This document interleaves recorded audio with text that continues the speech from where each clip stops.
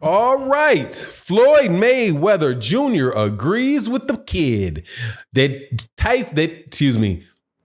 Terence Crawford is the number one pound for pound fighter in the world. Not Canelo Alvarez, not Vasily Lomachenko. This is the same thing that Andre Ward said. But there's a little bit of a problem with it. Let's talk about that in this video.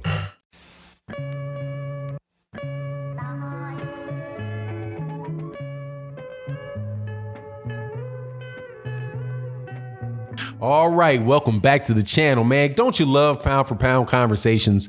It is like the universal favorite conversation of many boxing fans that have absolutely no import whatsoever on what goes on in a boxing ring. So completely hypothetical situation, but it has actual political ramifications, and you can see how people use those pound for pound lists to push the narratives that they would like to have pushed. Everybody has a narrative, okay? It's just you vocalizing what you believe and trying to convince people that are true because you believe it. So Floyd Mayweather Jr. says that Terence Crawford is the number one pound for pound fighter in the world, not Canelo Alvarez, not Vasily Lomachenko. And I must say, I do agree with it. And I think that it holds a lot of validity. Please note that the last two consensus pound for pound fighters in the world, the last two, and I hate using that word consensus because everybody's got their opinion. But look, in my opinion, the last two guys that's probably the better way to say it. In my opinion, the last two guys that were without a doubt the number one pound for pound fighters in the world both say that Terence Crawford is the number one pound for pound. That being Floyd Mayweather Jr., clearly this dude owned 2000 to 2017 in boxing. Look, man, he's ultimately extraordinarily skilled, extraordinarily talented, extraordinarily accomplished. Everything. This guy's career could not have went better if he wrote it himself. It's almost impossible. The guy literally has a perfect career in the boxing ring. And the only couple times where people felt like there might have been some issues, he went right back in there, handled those issues and handled it easy, like with the Jose Luis Castillo fight. And I don't know how anybody thought Marcus Maidana beat him, but there's some people out there quacking about that. And he went and beat Marcus Maidana. He wouldn't beat Marcus Maidana easily. Then you have Andre Ward, and Andre Ward, after Floyd Mayweather Jr. retired, one of his retirements, he came in after having won the World Boxing, the Super Six for the 168 pound championship tournament, having beaten guys like Mikkel Kessler and Carl Froch. I do believe he beat Glenn Johnson. He came out and beat another real high top pound for pound guy at the time, Chad Dawson. Then he beats a good win on his resume that a lot of people didn't know was good at the time, the Sullivan Barrera win, and the two of the Sergey Kovalev wins. Man, without a doubt, in my mind, solidified him as a top guy. And both those guys say Terence Crawford, and I agree with them. Now, there's issues with Terence Crawford, though, that these other guys don't face, that they didn't have. Terence Crawford has to fight somebody, okay? He's leaning on his accolades from 130 and 140 pounds and the fact that he won a 147 pound belt, so he's a 3-division champion. Really, that's the strength, that and his technical skills and just really how good he looks in the ring, and the dude looks excellent in the ring. Those are the main reasons why he has a good argument for being the best fighter in the world.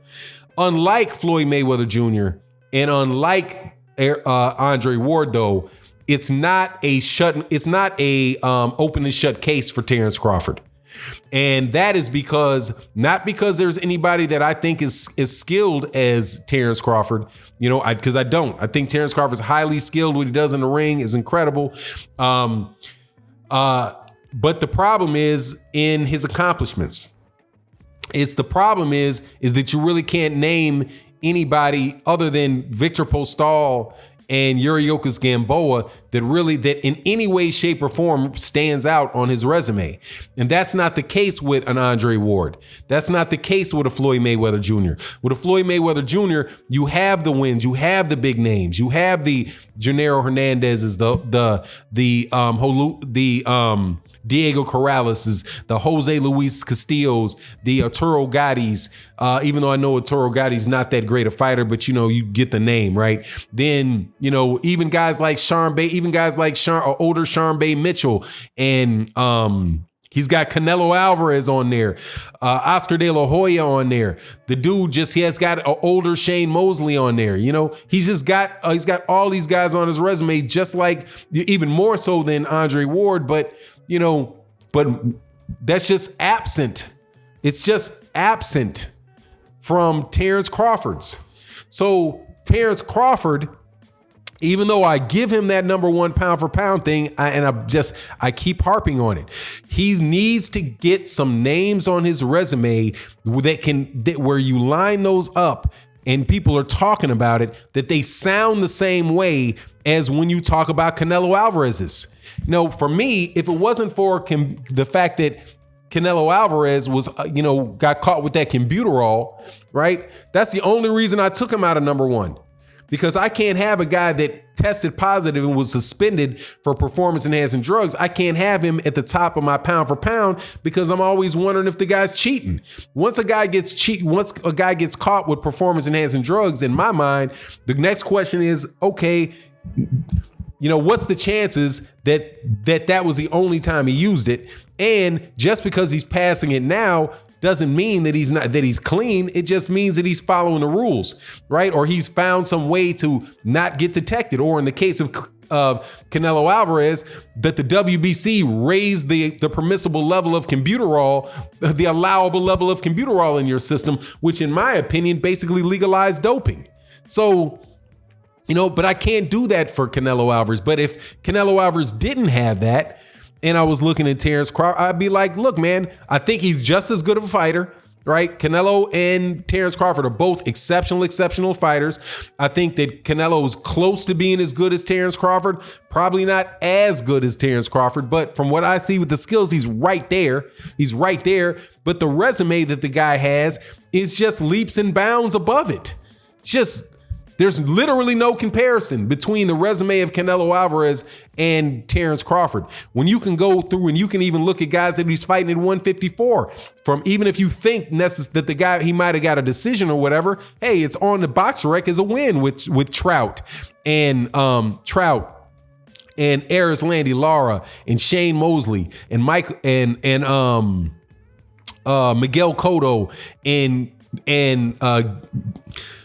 Gennady Golovkin, and then, the kind of shady one, Sergey Kovalev up at 175 pounds. It's just so many fighters there on his resume that are good, solid names, right? And that's just something that Terence Crawford misses. And I really would hope that Terence Crawford would step up to the plate if it's at all possible on his side and fight a guy like Sean Porter. A guy like Sean Porter is a name on your resume that is very, very legitimate, seeing as performances that he put on. First of all, he's never been blown out in a fight. And gave the number one welterweight, and that's who I think Errol Spence Jr. is, the number one welterweight, one of the best, probably the hardest fight of his career. Probably the hardest fight of his career. That is a legitimate dude. He's a two-time welterweight champion. That is far better than an Amir Khan. It's far better than a David Benavidez or Jose Benavidez and a Jeff Horn and a Postol and even though the Felix Diaz fight, though, I will say, because I went and looked at another Felix, I was just watching the Felix Diaz fight, man. Felix Diaz can fight. That should be one of the fights that are on Terence Crawford's resume that he gets credit for. I think Felix Diaz, and that was a fight I saw Felix Diaz have at 147 pounds, man. And that's not an easy guy, man. That's a very smart, very crafty fighter, So that, I think, is a credit to Terence Crawford. But as far as what Andre Ward and Floyd Mayweather say about him being number one pound for pound, I agree. I just really would wish that he would put it, he could get it. Well, if he's able to fight Errol Spence Jr. and he's able to beat Errol Spence Jr., that would put him right up there, like where there's just no doubt about it. But as is right now, that's just too easy for people to point at the gaping holes in his resume, you know. But anyway, it is what it is. You let me know what you think in the comment section. And again, thank you for everybody that supports the channel. I haven't said this every video because I wanted to get into the meat of the video and let that go, and get to the point of it. But I want to thank everybody that stops by the Patreon, everybody, that supports on the Patreon, the supports in the live streams we do Monday through Friday. Thank you so much for everybody that is a member of the channel, join the channel memberships. Thank you guys so much for everything that you do. And anyway, it is what it is. You let me know what you think in the comment section. With that, I'm out. Peace.